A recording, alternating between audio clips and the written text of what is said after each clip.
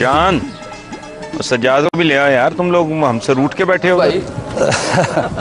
उधर आ जाओ, जब तक वेले बैठे हो। हमारे को दोस्त। अस्सलाम वालेकुम सर। महंगाई इतनी नहीं है, वेले ही बैठना। महंगाई इतनी है, वेले बैठना है, बल्कि ज्यादा काम करना चाहिए। ज्यादा काम करना चाहिए। काम नहीं, वो काम आएगा तो काम करें बॉस।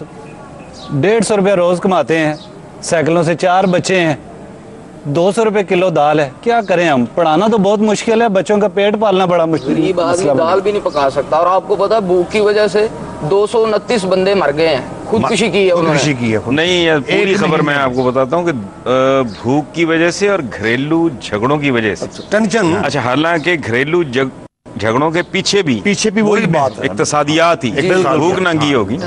बिल्कुल, बच्चे रोटी मांगते होंगे, बीवी जाती होगी, रोटी कपड़े भी सारी जरूरियात है। ऊपर से हसन साहब जो हुकूमत का कारनामा देखा आपने?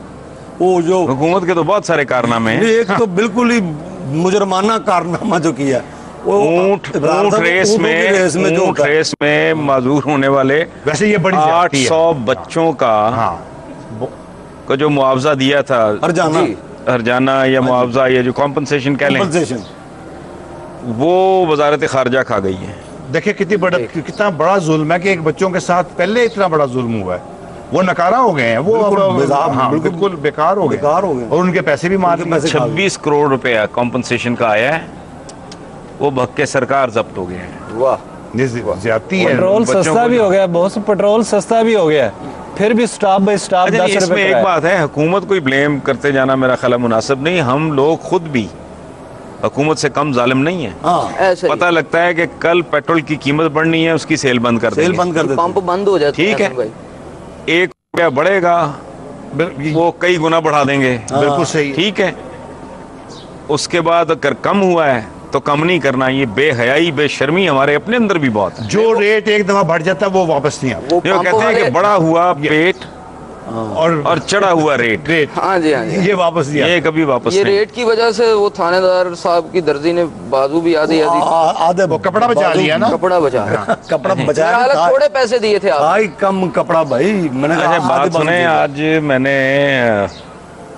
ये बड़ा चर्चा है आजकल, जो काफ लीग वालों ने हकायक नामा एक फैक्ट शीट या क्या वाइट पेपर पंजाब गवर्नमेंट की परफॉर्मेंस। जी हाँ, उसके लिए एक तो उनकी खातून है काफ लीग की, समीना खबर।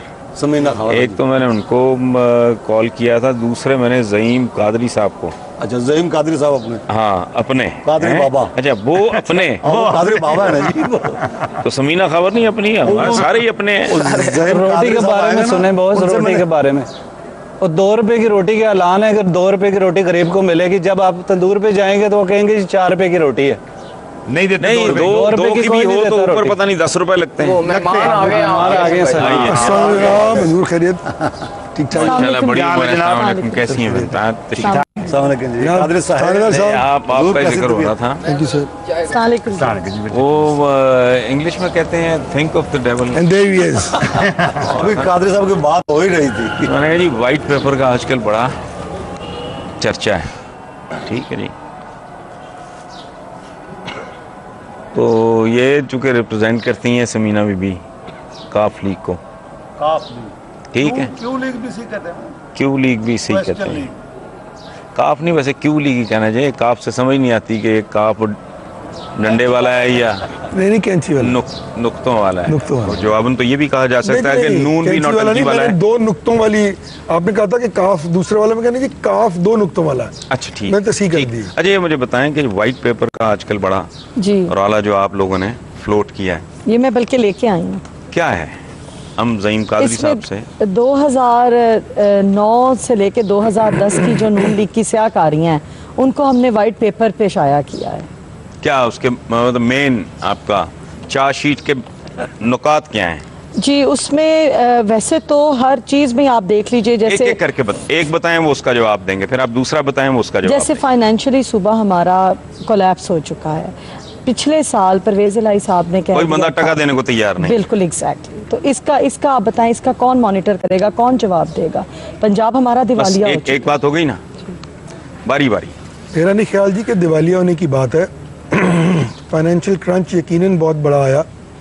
इस फाइनेंशियल क्रंच में जिस तरह फिजिकल पॉलिसीज़ बनी, जिस तरह रिडंडेंट और अबैंडन प्रोजेक्ट्स को कंप्लीट करने के लिए हमने तगुदा की, वो स्ट्रक्चरल चेंजेस जो यकीनन ज़रूरी थे करने फाइनेंशियल फिजिकल पॉलिसी में, वो किए गए। जहाँ तक ये बात है कि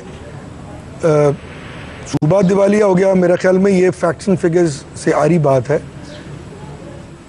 फाइनेंस बेसिकली एक फेडरल सब्जेक्ट है और जो पैसे वो सूबे को देता है खर्चने के लिए, उसके लिए रूम बाकायदा मौजूद होता है स्टेट बैंक की तरफ से कि इतना रूम 160 बिलियन का रूम जो था वो था कि जब आप इसको एक्सप्लोर कर लें तो दूसरी तरफ इसको कंज्यूम कर लें तो फिर वो आपके उस पीरियड के लिए कि जब वो कंजम्पशन पूरी हो जाए तो फिर आप उसको यूटिलाइज कर सकते हैं। उसके लिए इन्होंने बीच में एक और बात कही, वो मैं अर्ज कर देता हूँ कि जी इन्होंने अपने फंड जो हैं वो पूरे इस्तेमाल नहीं किए, 40% कंज्यूम किए हैं जो इनको मिले थे।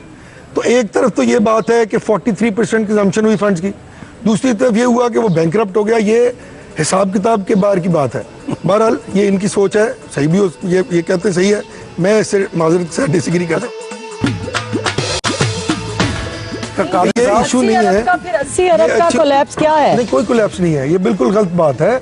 स्टेट बैंक हमारे बैक पे कह रहे हैं आप, मतलब दिवालिया हुआ है पॉलिसी। जी आप बताएं जी। हम यानी कि इस बात को अग्री ही नून लीग नहीं करेगा कि पंजाब का दिवालिया हो चुका है और पंजाब नून के पास तो तनख्वाहें देने को, अपने मन चहेते अफसरान को तनख्वाहें देने के लिए पैसे नहीं, फेडरल के हाथ पैर जोड़ के तनख्वाह ली गई है, पैसा लिया गया और फिर तनख्वाहें दी गई हैं। जो आप पुलिस और इस्टेब्लिशमेंट का हो जिसको तनख्वाह ना मिली हो, वो बता दें कि जिसको महीने की तनख्वाह नहीं मिली सूबे में। 400 बंदे की मैंने ओडी का ऑप्शन की है। ओडी का क्वेश्चन जो है वो मौजूद होता है सूबे के पास, वो क्वेश्चन मौजूद था। अब इस बार ये सिचुएशन मुख्तलिफ होगी क्योंकि फंड्स, देखिए हसन साहब, एक अंडर डेवलप्ड कंट्री में बड़ा मुश्किल होता है फिजिकल पॉलिसी को लेके चलना। अवेलेबल रिसोर्सेज को प्रायोरिटाइज करके आपको चलना पड़ता है। मियां साहब जो पहले चीफ मिनिस्टर थे उस वक्त भी ये अंडर डेवलप की था ना? नहीं था,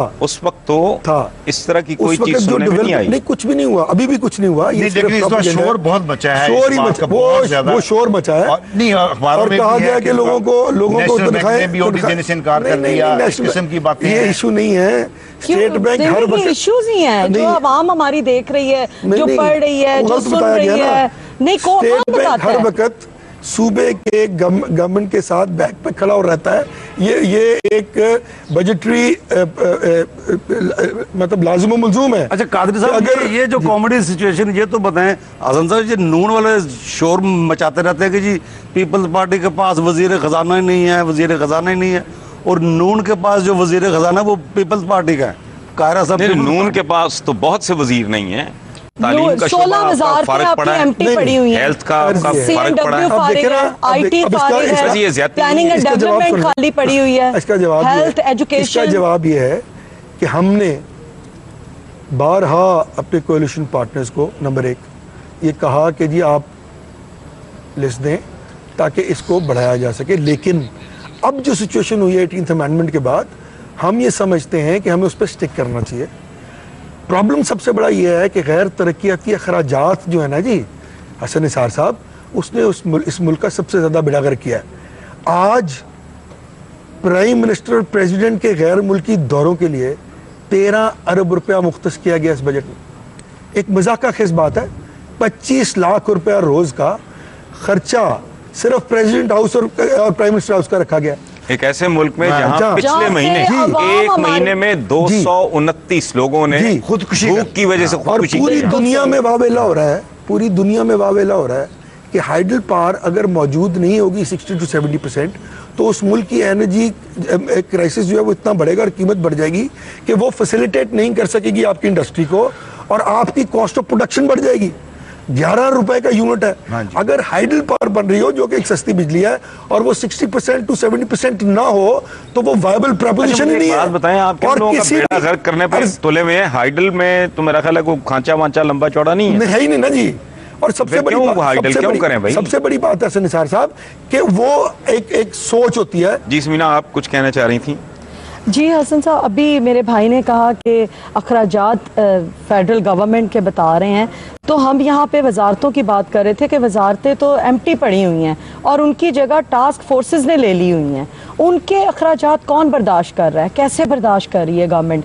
जबकि गवर्नमेंट हमारी एक तरफ कह रही है फेडरल, अभी मेरे भाई ने खुद ही बात कर दी, 31 टास्क फोर्सेस अभी फिलहाल मौजूद हैं पंजाब में। कितनी है? 31 हो गई है, पहले ज्यादा थी, इन्होंने अब कम कर दिया। और एक एक टास्क फोर्स में 2-2, 3-3 चेयरमैन हैं, उनके पास गाड़ियां हैं, उनके दफ्तर हैं, उनके अमला है। मतलब हम कॉन्स्टिट्यूशनली वजारतों को प्रेफर नहीं करें। ज़हीम साहब तो नहीं ना किसी टास्क फोर्स के चेयरमैन? नहीं, ज़हीम साहब का तो बता दें। ज़हीम भाई, आप अगर किसी टास्क फोर्स का है? बिल्कुल नहीं, मेरा कोई ताल्लुक नहीं। अच्छा, जो इनके कॉम्पिटेंट लोग हैं वो पीछे हैं, जो जिनको नवाजा जा रहा है, जिनको चहेते हैं, जो ऑब्वियसली ज़हीम भाई तो उनके पार्टी के वर्कर हैं और बड़े, मैं इनको पर्सनली जानती हूँ ज़हीम भाई को, लेकिन मेरा सिर्फ ये इख्तलाफात है इनसे कि ये अखराजात की तरफ जा रहे हैं, जबकि हर बात पे असूलों की सियासत के नारे लगाए जा रहे हैं। व्हाइट पेपर में वो भी है, सासे बेचे जा रहे हैं। जी बिल्कुल, इन्होंने देखिए एक ऐसा बंदा हसन भाई,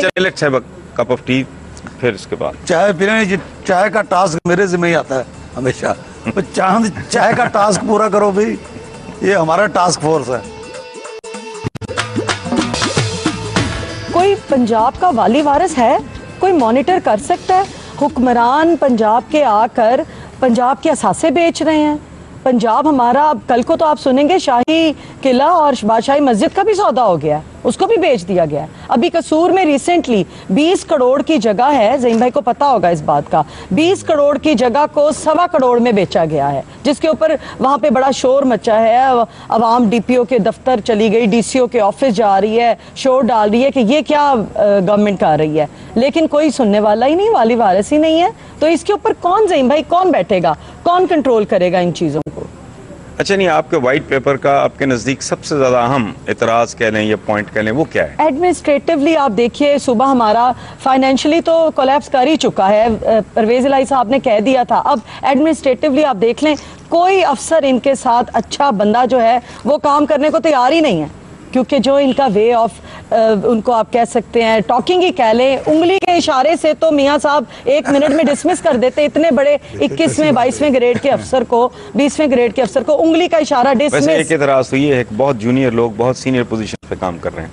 नहीं, ऐसी बात नहीं है, मैं बारी बारी जवाब दे दूं। जी बिल्कुल। एक तो टास्क फोर्सेस की बात हुई जी, ये बिल्कुल दुरुस्त है कि बहुत सी टास्क फोर्सेस बनी। टास्क फोर्स का कॉन्सेप्ट क्या है हमारे दिमाग में, हम आंसरेबल है तो वो हम जवाब दे रहे हैं। एक तो टास्क फोर्स का ये आंसर है कि टास्क फोर्स एक स्पेसिफिक जॉब को करने के लिए बनाई जाती है, एक स्पेसिफिक टाइम पीरियड के लिए बनाई जाती है, और जब वो जॉब खत्म हो जाता है तो वो टास्क फोर्स डिसॉल्व हो जाती है। कुल मिला के को 78 के करीब टास्क फोर्सेस थी। अपना जॉब मुकम्मल करने के बाद अब 31 टास्क फोर्सेस, इस तरह मेरी बहन ने फरमाया, यानी बाकी टास्क पूरे कर लिए उन्होंने। जी, वो रिपोर्ट दो चार बताएं मुझे, वो गवर्नमेंट को, मैं अभी इसका कॉन्सेप्ट दे रहा हूँ, फिर वापस आ रहा हूँ। होता क्या है, एक ऐसी टास्क फोर्स क्रिएट की जाए जो क्लीन ड्रिंकिंग वाटर के कॉन्सेप्ट को समझे, उसको क्रिएट करे, उसको इम्प्लीमेंट करे, और एक रिपोर्ट आपको दे कि ये स्ट्रक्चर होना चाहिए जिस पे क्लीन ड्रिंकिंग वाटर का प्रोसेस ठीक किया जा सकता है। वो अपनी रिपोर्ट चीफ मिनिस्टर को दे और उसके बाद वो डिसॉल्व हो जाए। ये कॉन्सेप्ट है पूरी दुनिया में इस वक्त जो हमने इंट्रोड्यूस किया है। फिर वजारतें क्या करती हैं? वजारत का काम कंटिन्यूसली उस सिस्टम को मॉनिटर करना है जो वो देंगे। नहीं, वजारत एक इम्प्लीमेंटिंग अथॉरिटी है। नहीं, वजारत क्यों नहीं एंगेज करती वजारत प्रोफेशनल्स को? वजारत काम करे, वजारत के अंडर ही होते हैं। टास्क फोर्स, अच्छा, आपने कहा इतनी अब तक डिसॉल्व हो चुकी हैं, उन्होंने क्या अचीव किया? वो तमाम रिपोर्ट्स जो अचीव की, मुझे प्रिसाइसली तो अब मैं वन बाय वन नहीं बताऊंगा कि जो टास्क फोर्सेस कंप्लीट हो चुकी हैं वो अपनी रिपोर्ट उस पर्टिकुलर जॉब की फाइनेंशियल, अपना प्रोफेशनल अप्रोच के साथ चीफ मिनिस्टर को दे चुकी है। अब क्या होगा, अब पर्टिकुलर वजारत, उसका सेक्रेटरी उस रिपोर्ट को इम्प्लीमेंट करेगा और उस जो लैंडमार्क है उसमें चल के उस गोल को अचीव करेगा। ये कॉन्सेप्ट है टास्क फोर्स का। हसन भाई, इनके टास्क फोर्स के दरअसल मियां साहब को फ्रॉड नजर आ गए लोगों के। सस्ती रोटी स्कीम देख लीजिए, उसके ऊपर जो टास्क फोर्स बिठाई गई थी, 8 अरब रुपए का नुकसान हुआ है सस्ती रोटी का। बिल्कुल, ऑडिटर जनरल की 25 करोड़ रुपए की स्लाइड्स पे स्लाइड्स टीवी पे आ रहा है, लोग 25 करोड़ का 8 अरब का इनका। ये लीजिए हसन साहब, ज़हीम भाई, ये मेरी बात आप सुन लें। ये 8 अरब का इन्होंने दी थी सब्सिडी, किधर गई है 8 अरब? कहाँ गया 8 अरब? वो पकड़ा गया इनका बंदा, मियाँ साहब ने टास्क फोर्स खत्म कर दी कि फ्रॉड हो गया मेरे नाम। फिर मियाँ साहब ने फिर एक फूड स्टैम्प स्कीम खोली, अभी भी उसके हेड है, उनके हेड खत्म कर दिए। एक बात का जवाब दे लेना, उनके चेयरमैन खत्म कर दिए गए। 25 करोड़ रुपए का इनके हिसाब से कोई फ्रॉड हुआ? आप सिर्फ मुझे ये अपने दिल पे हाथ रख के बता दें कि 8 अरब की सब्सिडी में से मैं नहीं मानता कि वो फ्रॉड हुआ। अगर कोई डिस्क्रिपेंसी आई भी है और 5 करोड़ रुपए की भी सस्ती रोटी 2 रुपए के हिसाब से लोगों को मिल गई है, तो क्या ये बुरी बात है या अच्छी बात है? लोगों को मिल नहीं रही, तो मट्टी में जो नहीं मिल रही। वैसे मैं आप ऐसा चले, बिल्कुल ये आपकी सोच है। लोगों से पूछें, आप लोगों से पूछें कि ये बहुत बड़ा कॉन्सेप्ट है सर, ना ये ना करें। अभी हमने काफ लीग नहीं बनना, नून लीग नहीं बनना ज़हीम भाई। अभी हमने उस मेरे इलाके में सर जो मिल रही है, अभी रोटी कपड़ा मकान से जो तरस रही है, उस आवाम की बात करें। हम बस करें अपनी पार्टी, बिल्कुल कोई पार्टी नहीं, हम पार्टी की खैर खाई करनी बस करें। ये कहा है कि मैं दिल पे हाथ रखी हुई, देखें बात सुने, मैं दयानतदारी से ठीक है, मैं for and against you know I know you आदमी हूँ। मैं इस तरह के हर तस्वुर के खिलाफ हूँ। बेनजीर इनकम सपोर्ट प्रोग्राम हो या सस्ती रोटी, मेरे नजदीक, मेरे I am a very humble student. मेरी बात डिफरेंट सोचें, मेरी बात बहुत मुख्तलिफ सोच है। सुने, मैंने इंटरप्ट नहीं किया था आपको, अब मुझे एक जुमले की इजाजत नहीं, कंपेयर ना करें आप, सोच मुख्तलिफ है। नहीं, सोच मुख्तलिफ, बहुत मुख्तलिफ है। गुजारिश सुन लें, ये लोगों को भिखारी बनाने वाली बात है। बिल्कुल सही। बेसिकली मेरी बात सुने प्लीज, ये इन लोगों ने भी किया था। ये सस्ती रोटी नहीं, आप रोटी बेचें 50 रुपए की, लोगों को इस काबिल करें कि वो खरीद सकें। बिल्कुल ठीक बात है। उधर उनको माजूर ना बनाएं, देखें, भिखारी मत बनाएं लोगों को। मैं तो इस कॉन्सेप्ट के साथ, इकोनॉमिक सिस्टम में, और बात सुने, आपके एक फाइनेंस मिनिस्टर ने कहा था कि ये वो मुल्क है जहां 1 रुपया खर्च करने पर 13 रुपए का खर्च आता है। ठीक है, 13 रुपए खर्च होते हैं खर्च करने के लिए। आपका सारा इनडायरेक्ट टैक्सिंग है। अच्छा, इनडायरेक्ट टैक्सेशन तो ये है कि अगर 2 रुपए की रोटी देने के लिए 10 रुपए उसके ऊपर खर्च हो रहे हैं तो दिस इज नॉट फेयर। बिल्कुल नहीं हो रहा है। मैं जो भी बात कहूंगी, नून लीग ने तो ठान ली है, मैं ना मानू की सियासत करनी है। अभी ये बता दीजिए कि ऑडिटर जनरल की रिपोर्ट मेरे पास है, इन्होंने टैक्सों की वसूली की मद में जो रेवेन्यू जनरेट करना था 44.69 अरब रुपए का, उसमें हमें लॉस हुआ। ज़हीम भाई, क्या इस बात को आप मानते हैं? 23.6 अरब का हमें लॉस हो चुका है। क्या आप इस चीज को मानते हैं? मैं एक सेकंड इसका जवाब दे दूं। आप चाय आप चाय पी के फिर जवाब दें, क्योंकि ये ऑडिटर जनरल की रिपोर्ट है, ये परवेज इलाही की रिपोर्ट नहीं है, ये समीना खावरियात की रिपोर्ट नहीं है। मेरे इलाके में सर हमने बाकायदा एक प्रोग्राम शुरू किया है, मैकेनिकल तंदूर लगाया। मैकेनिकल तंदूर कैसे, मुझे थोड़ा वो एक तंदूर का कॉन्सेप्ट है कि वो जल्दी रोटी बनाता है। वो गैस की एक कन्वेयर बेल्ट होती है, जैसे जेलों में बनती है वो। जी बिल्कुल, कन्वेयर बेल्ट। जी हाँ, तो वो लोहे की होती है। वो conveyor belt by the time वो रोटी अपने एंड तक पहुंचती है, वो पक चुकी होती है। 22 रुपए में रोटी, 4 रोटियां, सालन और चाय। मेरे कॉन्स्टिट्यूंसी में एक बहुत बड़ी इंडस्ट्रियल स्टेट है जी, तो वहाँ के लोगों ने किसकी बात को नाम लें जी, कोट लखपत। अच्छा, मैं कहती हूँ सारे लाहौर के मैं लोगों को आपकी कॉन्स्टिट्यूंसी में भेजती हूँ, क्योंकि हर कोई ज़हीम कादरी जैसा नहीं हो सकता। आने जाने पे उसका बेचारे का तो सर अर्ज ये है कि ये काम हो सकता है सर, अगर आप में, अगर मेरी आपकी अप्रोच में बुनियादी फर्क है। मैं कहता हूँ लोगों को इस काबिल बनाएं। स्टेट का काम असल में ये है कि लोगों को इस काबिल बनाएं। एक मजदूर जो एक पर्टिकुलर अमाउंट कमा रहा है, उसकी अमाउंट नहीं बढ़ाई जा सकती, क्योंकि कॉस्ट ऑफ प्रोडक्शन के बाद जो आपकी इंडस्ट्री का हाल हो गया हुआ है। अब ये फेडरल इश्यूज है ना, उसमें आपने किस तरह फैसिलिटेट करना है उसको कि वो खुदकुशी से बच सके। ये जो आपने खुदकुशियों का जिक्र किया है, अगर कोई आदमी रोज की 20 रोटियां लेता है और वो 6 रुपए की या 7 रुपए की रोटी नहीं बल्कि 2 रुपए की रोटी ले रहा है, उसको जरा उसका कंपाउंडिंग इफेक्ट देखें कि उसके घर के बजट पे वो कंपाउंडिंग इफेक्ट क्या है। It is humongous. वो अपने बच्चे की फीस देने के काबिल हो जाएगा सर, उस पैसे से वो बच्चे को जूती ले देगा हफ्ते बाद। मैं सर अर्ज करूं कि हम कोई अल्लाह मियां नहीं है, हमको वली अल्लाह नहीं है, प्रॉब्लम्स हमारे पास भी हैं, फाइनेंशियल कंस्ट्रेंट्स हमारे पास भी हैं। हमने सबसे बड़ा काम किया सर, मेरी अर्ज सुन लेना, वो फिर मैं मानता हूं उनकी बात सुन लूंगा। सबसे बड़ी बात सर, हमने कर्ब और कमिटेडली हमने कर्ब किया इस सूबे में करप्शन को। ये हम नहीं कह रहे, ये ट्रांसपेरेंसी इंटरनेशनल कह रही है कि वो क्वांटम जो करप्शन का था आज पाकिस्तान में सबसे कम पंजाब में है। हमने एनएफसी अवार्ड किया, आज एनएफसी अवार्ड की वजह से 1 ट्रिलियन रुपया चारों सूबों में डिस्ट्रीब्यूट होने जा रहा है। अगर ये कंसेंसस ना हुआ था निसार साहब, इस मुल्क का बजट नहीं था बन सकता। हमने कुर्बानी दी। उसके बाद क्या किया देखे, हमने तीन शोबे थे हमारे, हेल्थ, एग्रीकल्चर और एजुकेशन, ठीक है जी। 4886 स्कूलों को कंप्यूटर देना और कंप्यूटर की फैसिलिटी देना, 4 अरब रुपए का इंडोमेंट फंड, 1,70,000 42,000 असातिज़ा की नौकरियां और 1,70,000 असातिज़ा की ट्रेनिंग।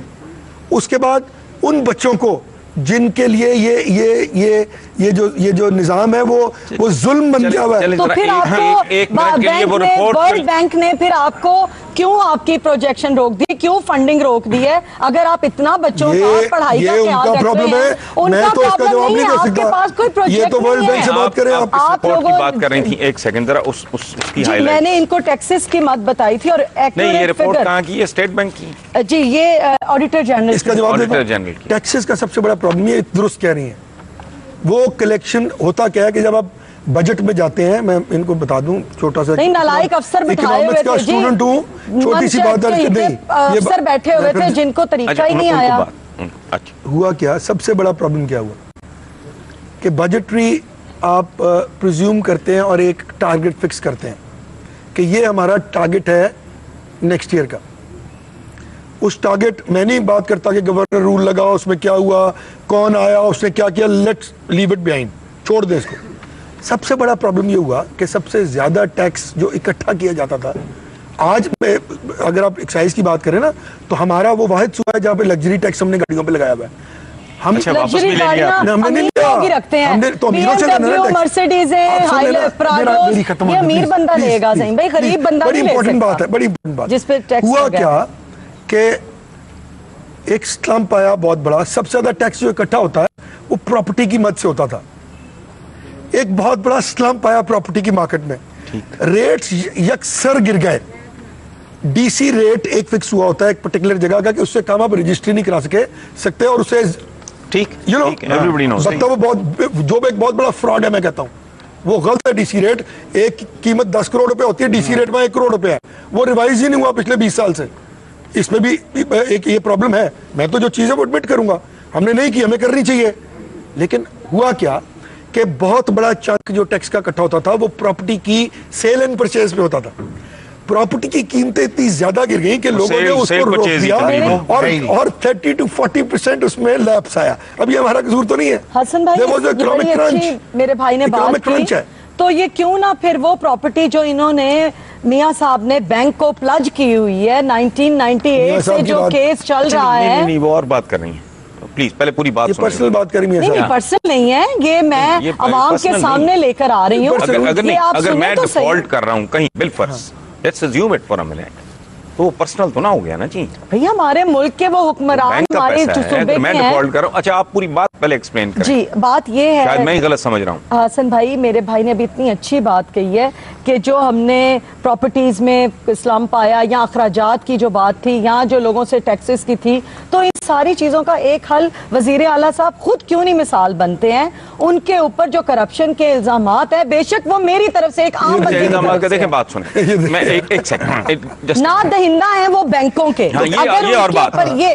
तो आप कोर्ट में जाएं और उनको डीसीट करवाएं। कोर्ट में किस कोर्ट का मैं दरवाजा खटखटाऊं? 1998 से ये केस चल रहा है। 1998 से ज़हीम भाई, मेरी बात सुन लें, आप बात सुन लें, आप जरूर पर्सनल बात करेंगी तो फिर तो नहीं, मैं पर्सनल नहीं कर रही। बजट पे और लोगों की बात करें मेरे ख्याल में, नहीं, मैं चौधरी साहब के चौधरी साहब के इन्होंने की थी और चौधरी साहब ने अपने बैंक के सर्टिफिकेट दिखा दिए थे। अब अगर मैं कर रही हूं तो आप अपने बैंक के सर्टिफिकेट दिखा दें, अगर आप ये कर्जा आपने अगर माफ करवा लिया होगा। कर्जा किसके कर्जे की बात कर रही हैं? देखिए जी, असल में 1998 से जो इन्होंने अपनी कर्जे लिए थे बैंकों से, वो 9 बैंक्स हैं। उसमें पंजाब बैंक है, नेशनल बैंक है, हबीब बैंक है, यूबीएल है, डिफरेंट बैंक्स हैं, 9 बैंक है। मेरे पास उधर का अटेस्टेड रिकॉर्ड मौजूद है। किधर है? ये लीजिए, ये अटेस्टेड रिकॉर्ड है नेशनल बैंक का। फोर्ज्ड फोटोकॉपी है। चलिए, फोटोकॉपी है। बात कर रही है, जवाब ले लो। मैं सवाल तो कर लूं, आप जवाब कैसे दे सकते हैं जब मैंने अभी सवाल ही नहीं आपसे किया? चोर की दाढ़ी में तिनका, ये क्यों घबरा रहे हैं? आप मेरी बात तो सुन लीजिए, आप तो मेरे बड़े भाई हैं। मैं कहती हूँ कि 7 अरब का वो इन्होंने कर्जा देना था बैंकों को वापस। जब 7 अरब का कर्जा 1998 से चल रहा है, अब 2010 पे 40 अरब पर बात आ चुकी हुई है और कोर्ट को मियां साहब ने अपने रिश्तेदारों की तमाम प्रॉपर्टी दे दी है कि जी ये प्लज कराई हुई है। ये रिकॉर्ड मौजूद है। नहीं, अगर प्रॉपर्टी दे दी है तो बाकी क्या रह गया? तो वो बेचने नहीं दे रहे, स्टे लिया हुआ है उसके ऊपर। आप इनको वो बात भूल गई चौधरी साहब ने। चौधरी साहब की भी बात ले आए, चौधरी साहब की भी आप करें। आज सीएम सेक्रेटेरिएट का जवाब मुझे ले लीजिए हसन भाई, ये किसी बात को नहीं मानेंगे। क्या ये आज मानते हैं कि 8 क्लब, 9 क्लब, डिफेंस, जाती उमरा, गुलबर्ग, मॉडल टाउन, जी गुलबर्ग मेरे घर के पास आपका सीएम सेक्रेटरी, आपको पता ही नहीं कि मियां साहब उधर आते हैं। मीना साहिबा का घर है, वहाँ पे बैरियर्स लगे हुए हैं, पुलिस वहाँ पे तैनात है। ये पुलिस वाले कहाँ से आ रहे हैं? उनके घर आप किस सिलसिले में गिन रही हैं? सीएम सेक्रेटरी, मैं कहीं मैं इसको कहूँगी कि मैं कभी इनके घर जाऊँ, सारी दुनिया के सामने 8 क्लब, 9 वही बात है। एक तरफ ये चाह रहे हैं, एक मिनट, मुझे आपने अपनी मिल बेच ली और उसके बाद बैंक ऑफ पंजाब से उसको लोन दिलवा के अपनी मिल बेच ली। वही बात है, ये वही बात है। तो इन्होंने अब लाया हुआ है ना, अब ओपन करें इतने अरसे से लगे हुए, 1 महीना हो गया इमेज खान को। इन्होंने परवेज इलाही के खिलाफ उसको वादा माफ गवाह बनाने के लिए पेश किया और वो उसने अदालत में जाके इन्हीं की, हमारी आजाद अदलिया के सामने उसने कह दिया कि मेरे पे वादा माफ गवाह का मुझ पे इल्जाम लगा रहे थे। क्यों आप कौन होते हैं? कोर्ट मान रहा है, चीफ जस्टिस ऑफ पाकिस्तान के सामने उन्होंने एडमिट किया है। कोर्ट ने शुक्रिया अदा किया कोर्ट ने बिल्कुल गलत है। अगर मैं मिस कोट कर रही हूँ तो मुझ पे कंटेम्प्ट ऑफ कोर्ट लग सकती है, लेकिन मैं अथेंटिक बात कर रही हूँ। करवाएं मुझ पे आप कंटेम्प्ट ऑफ कोर्ट करवाएं। जी साईं जी, क्या हाल है? अस्सलाम वालेकुम। वालेकुम सलाम। मैं कहता था ना मेरे खिलाफ साजिश होती है, वो तो होती रहेगी। अब मैंने भी कर दी है। चलो वो बताओ क्या की है? मैंने बजट लिखा, वजीर खजाना थे नहीं, मैं उनके दराज में रखा है, वही पढ़ दिया उन्होंने। वही नाम बहुत अच्छे, बिल्कुल सही कह रहे हैं, यही हो रहा है। नहीं, पैंट कोट पहन के बजट अपने खिलाफ लिखा है। बजट तो अपने खिलाफ लिखा है ना। साजिश की है मैंने, साजिश की है ना अपने खिलाफ। ये तुमने लिखा है? हाँ, इस चीज में बाहर निकल पहन के बजट लिखा गया। बड़ी दिलचस्प बात है, वैसे मजे का खेज बात है। इधर फाइनेंस मिनिस्टर हलफ उठाता है, नहीं हसन साहब, ये तो क्रेडिट की बात है। 4 घंटे बाद उन्होंने पूरा साल का बजट पेश कर दिया। मैं कमाल, होमवर्क का कमाल। ये मेरा ख्याल है गिनीज बुक में ना इनका नाम आना चाहिए कि 4 घंटे में बजट। 4 बजे हलफ लिया, 6:30 बजे क्योंकि इनको हसन भाई जल्दी है। वफाक कहता है लुटो ते फुटो, जल्दी पड़ी हुई है, जेड़ा वेला वही वेला। आप लोग इतने मुकैयद हो चुके हैं, जरा थोड़ी सी बात को खोलें। मुकैयद हो चुके हैं आप, IMF, वर्ल्ड बैंक। और देखें, मैं ये नहीं कहता भिखारियों के बजट नहीं होते बिल्कुल। ये तो बजट तो उन लोगों के, और देखे ना हर महीने बाद तो बजट आना होता है। अब क्या हुआ, हर महीने नहीं, अब तो दिन में 3 बार है। दिन में आपने VAT नहीं लगाया भाई, उन्होंने आपकी किस्त बंद कर दी, रोक दी। और आपने क्या कहा किसे कि हमने VAT वैल्यू एडेड टैक्स मुअख्खर कर दिया अक्टूबर तक। अक्टूबर यानी कि अक्टूबर में बजट आ रहा है। आज क्या है? जुलाई, जून, जुलाई, अगस्त, सितंबर, अक्टूबर। सर पूरा बजट रिसाइकिल हो जाएगा। बिल्कुल। जब वैट लगेगा तो उसकी इम्प्लीकेशंस जो होंगी, नई क़यामत आएगी। कोई स्टैटिस्टिक्स अपनी जगह पर कायम नहीं रहेगी। जैसे ज़हीम कादरी साहब एक बात बताएं, मैं कभी कभी मुझे ये दौरा पड़ता है, मैं कहता हूँ कि लोगों के साथ जो हो रहा है बहुत ही अच्छा हो रहा है। मैं भी आपसे एग्री करता हूं। उठते क्यों नहीं? नहीं उठते क्यों नहीं? फिर उसी अत्तार के लौंडे से दबा लेते हैं। इलेक्शन में वो भी लोगों को समझ नहीं आती ना ये बात, घूम घूम कर उधर ही आ जाते हैं, फिर उधर जाना है। लेकिन हसन भाई आप ये भी तो देखिए ना, लेकिन ये इमला डिक्टेशन अमेरिका ने दी, उन्होंने पढ़ दिया, बजट अनाउंस हो गया, कैरी वही बात है ना, अवाम तो आजाद है ना। इल्लत है। इल्लत क्यों है कि जिस तरह आप जिस रास्ते का इशारा कर रहे हैं वो रास्ते का तयन नहीं हो सका 60 बरस से। माजरत के साथ इस मुल्क में फौज और इस्टेब्लिशमेंट जब आती है तो वो इस रास्ते को उखाड़ कर वापस स्क्वायर वन पे ले जाती है। उस रास्ते का स्क्वायर वन होके जब वो आधे रास्ते पे, देखिए इस मुल्क का सबसे बड़ा प्रॉब्लम है कि जो डिक्टेटर है वो डेमोक्रेट बन जाता है, जो डेमोक्रेट है वो डिक्टेटर बन जाता है। अगर डिक्टेटर आए और कालाबाग डैम बनाए, आपकी लॉ एंड ऑर्डर की ठीक करे, इस मुल्क के फिजिकल फाइनेंशियल पॉलिसी को ठीक फौज ना करे, करे ना, आपकी community is equally they are to be blamed. They are responsible, वो साथ मिल जाते हैं, यस यस, वो साथ मिल जाते हैं जनरलों के। ज़हीम भाई ने ये Very क्या simple. बात कर दी, ये देख ले, बड़ी खुले खुले तरीके से बात कर ली है बिल्कुल ज़हीम मिल भाई। जाते हैं। थैंक यू हसन भाई, आपने अपने प्रोग्राम में Most बताया। welcome. अभी हकायकनामे में बहुत सी बातें रह गई हैं, It was a अगला pleasure. प्रोग्राम ज़हीम भाई के वो साथ अगली रखेंगे, दफा चलता हम रहेगा, फिर आएंगे। चलता रहेगा Thank you. And the interval के बाद अच्छा जी, रोजाना खबरनामे का सर जाएगी हमें भी जी। अच्छा जी। Thank you. बहुत मेहरबानी सर, बहुत शुक्रिया सर, बड़ी बड़ी मेहरबानी सर। लो जी थानेदार साहब, थैंक यू, बहुत थैंक शुक्रिया सर। हसन साहब, जिस तरह ये कादरी साहब कह रहे थे अक्टूबर में वो वैट 69 आना, असल चक्कर तब आएगा आवाम को। आज एक सिंगर आ रहा है, नाम है जोजी खान। जोजी खान, जोजी खान। जोजी खान, ये असली नाम इफ्तिखार है वैसे। अच्छा, चंगेज खान फैमिली से। लेकिन आएंगे तो पता चलेगा। मैंने तो कहीं से तारीफ सुनी अच्छा, तो कहलवाया उसी बंदे के थ्रू। चंगेज खान का कोई तल्लक म्यूजिक के साथ नहीं है, नहीं ये वो नहीं, जोजी तलवारों की झनकार हो, वो अपना दूसरा मौसीकी तो हर चीज में है, रोने में भी। मेरा ख्याल है इनका नाम है जो जी में आए गाओ, जो जी खान। ये तो वैसे हमारे पूरे मुल्क का कल्चर हाँ है, जी, जो बिल्कुल। जी में आए करो। बहुत अच्छी बात, बिल्कुल सही कहा। किसी ने बड़ा खूबसूरत आज बात की, उसने कहा ये देखें ट्रैफिक का हाल क्या है, हम गाड़ियां नहीं चलाते, हम वीडियो गेम खेलते हैं। आइए, वालेकुम सलाम। आप हैं? हाँ जी, मैं जोजी खान। जोजी खान, जी हजूर, कैसे हैं? खैरियत? बिल्कुल ठीक ठीक ठाक। ठाक। आप सुनाएं? कहीं से सीखा है कि खुद ही शुरू हो गए? नहीं नहीं, सीखा है बाकायदा, बकायदा सीखा। बाकायदा सीखा। किनसे सीखा है? जुल्फकार अतरे ने कहा है कि आजकल के मौसीकार हाँ, धुन बना लेते हैं, लेकिन उन्हें ये नहीं पता होता कि राग कौन सा। राग कौन सा है? अच्छा, आपने किससे सीखा है? मैंने पहले अपने ताया जी उस्ताद मियाँ खादम हुसैन साहब से सीखा, उसके बाद मैंने उस्ताद मुशर्रफ अली खान से उनसे भी सीखा? हाँ, नहीं। एक दो छोटे, बहुत छोटा था। अच्छा, तो इनके नाम रोशन करेंगे या वपड़ा की तरह अंधेरा ही इंशाल्लाह। फैलाएंगे? जहाँ पे गया हूँ, लोगों के नाम आप ले रहे हैं वो तो अपने काम के बहुत बड़े लोग हैं। जब मैं आपको सुनाऊंगा तो इंशाल्लाह आप अच्छा, ये मुझे बताएं कि क्लासिकल, नीम क्लासिकल, हाँ जी, बिल्कुल, पॉप, किस क्या गाते हैं? मैं आपकी दुआओं से गजल भी गाता हूँ, पॉप भी गाता हूँ। हमें क्या सुनाएंगे? आपको मैं क्लासिकल, नीम क्लासिकल टच क्लासिकल से बचा के रखें, को नीम क्लासिकल नीम में क्लासिकल। बताएं ये पॉप, गजल और ये जो क्लासिकल है, इसमें सबसे मुश्किल कौन सा काम है? वो तो ऑब्वियसली क्लासिकल ही होगा। कोई भी काम है ना वो मुश्किल है, चाहे पॉप है, चाहे रॉक है, चाहे फोक है, चाहे क्लासिकल है, चाहे नीम वो क्लासिकल है, एक गवैया तो हमारे जानने वाले, वो कहते जी गाना उसके लिए मुश्किल है जिसको आता है, जिसको नहीं आता वो ठीक है, वो गा ही जाएगा। वो तो गाई जाएगा। वाह, सियासत भी जिसको आती हो उसके लिए मुश्किल, जिसको नहीं आती, जिसको नहीं आती वो चलाए जा रहा है। चलें, सुनाए हमें फिर कुछ। वो थानेदार साहब जरा वाजा ते ले आना। बाजा लाओ भी, आपके साथ कोई थानेदार आया हुआ है? हाँ जी, थानेदार साहब हैं जी। अच्छा अच्छा, स्टूल आ जाता, स्टूल। प्लेसिंग चलो जी। यहाँ पे करेंगे सर। वैसे बंदे को साथ वो रखना चाहिए जो वो खुद उठा सके, वो बांसुरी होते हैं वो बंदा जेब में डाल के भी पी सकता है। इतना बड़ा बाजा आपने रखा। अच्छा, नहीं, एक और मतलब सितार है, वो उसका क्या करे यार?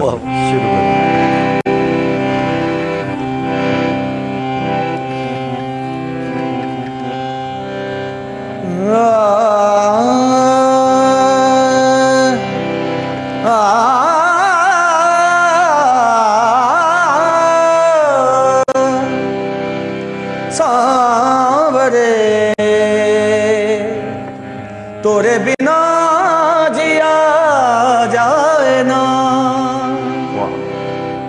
सांवरे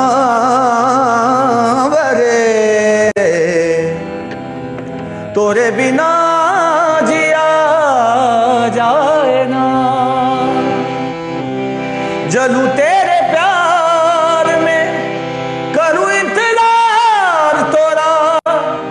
किसी से कहा जाए ना सावरे,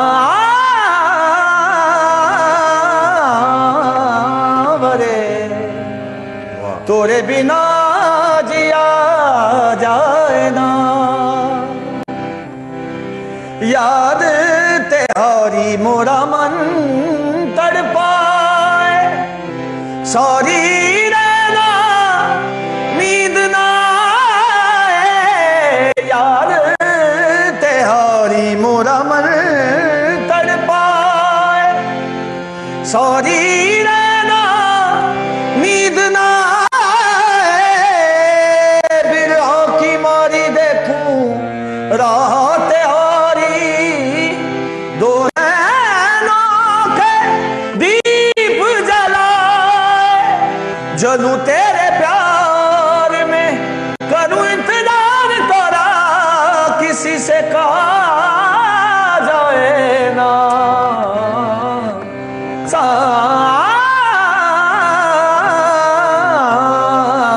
सावरे, तोरे बिना जिया जाए ना।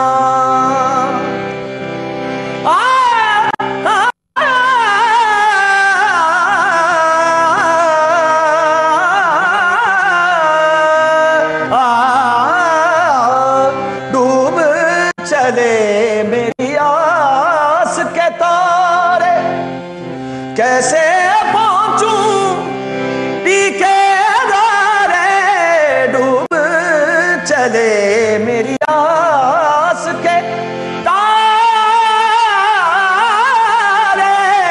डूब चले मेरी आस के तारे, कैसे पहुंचूं पी के धारे, छूट गए सब संग सारे, डोले नैया दूर किनारे, जलूं तेरे